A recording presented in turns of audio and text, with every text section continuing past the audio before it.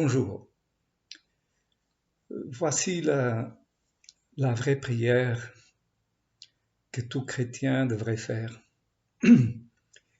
Et ceci ne vient pas de moi, mais de Watman Nee, un chrétien qui a vécu en Chine il y a à peu près 2 siècles, si je ne me trompe. Voilà ce qu'il disait sur la prière. Seigneur, tu as dit que j'ai été crucifié. Et je vais dire la même chose. Tu as dit que je suis inutile. Et je vais dire la même chose. Tu as dit que je ne peux pas être patient. Et je ne vais plus essayer d'être patient. Tu as dit que je ne peux pas être humble. Et je ne vais pas essayer d'être humble. Voilà ce que je suis. Il est inutile pour moi de continuer à prendre des résolutions. Je ne suis plus bon qu'à rester sur la croix.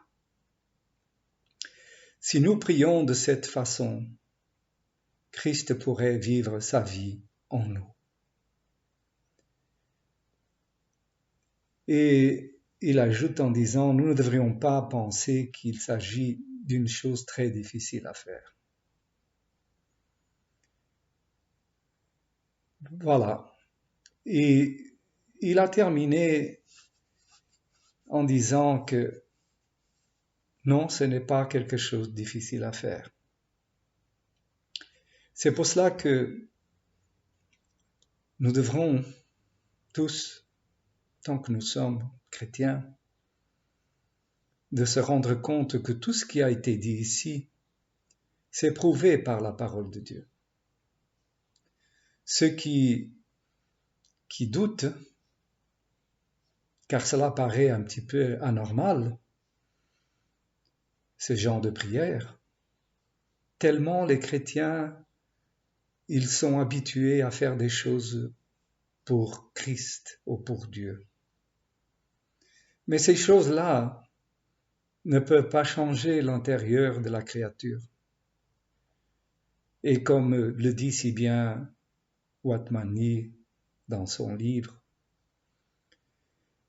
il est très clair que seul Dieu, lorsque nous restons sur la croix, peut faire en nous ce qu'il désire. Et c'est exactement ce que Jésus a fait. En réalité, Jésus, il ne faisait rien de lui-même. Il était vraiment à la disposition du Père, au point que même ses paroles n'étaient pas ses paroles. Alors, méditons dans tout cela. Et ceux qui doutent encore de toutes ces affirmations, de cette prière qui a été faite et qui a été conseillée par ce grand homme chrétien, eh bien, regardez la parole de Dieu et vous le verrez, que tout ce qui est là est vraiment la vérité. Nous ne pouvons rien de nous-mêmes. Nous ne pouvons pas nous transformer. Seul Christ en nous, avec sa puissance, peut nous transformer à son image. Alors cessons de suivre la religion et laissons-nous guider par le Saint-Esprit, afin que nous puissions dire que, vraiment, dès que j'ai accepté Jésus, ce n'est plus moi qui vis, mais c'est Christ qui vit en moi. Encore faut-il que cet homme naturel, charnel, soit resté crucifié sur la croix. Car lorsqu'il est vraiment mort sur la croix, cet homme ancien, il ne peut plus pécher puisqu'il est mort. Et celui qui vit, c'est Christ, il ne pêche plus.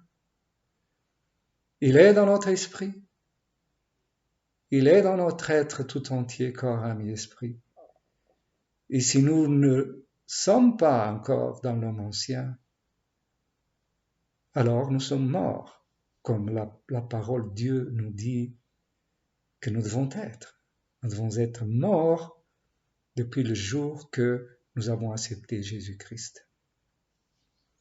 Alors pour tous les chrétiens sincères qui vraiment veulent plaire au Seigneur et qui ne veulent pas du tout faire les choses à sa manière ou décider ce qu'ils doivent faire pour le Seigneur, à tous ces gens-là, je dois dire une chose. Le Seigneur nous aime et vous aime. Et c'est pour cela qu'il ne va pas vous laisser dans cet état, car il va briser votre homme ancien qui reste et qui est encore vivant. Il devrait être mort, mais il est encore vivant. Et c'est la raison pour laquelle la parole de Dieu parle du brisement. Celui que Dieu aime, il châtie, il brise, il détruit ce qui reste de l'homme ancien, afin que nous puissions vraiment atteindre la stature parfaite de Christ. Et cela est aussi dans la parole. Que Dieu vous bénisse. Et méditez bien à ces paroles de sagesse et à cette prière de sagesse. Parce que lorsque vous croyez la parole de Dieu, vous devriez pouvoir prononcer cette prière à notre Seigneur Jésus-Christ, à Dieu lui-même. Que Dieu vous bénisse et à bientôt.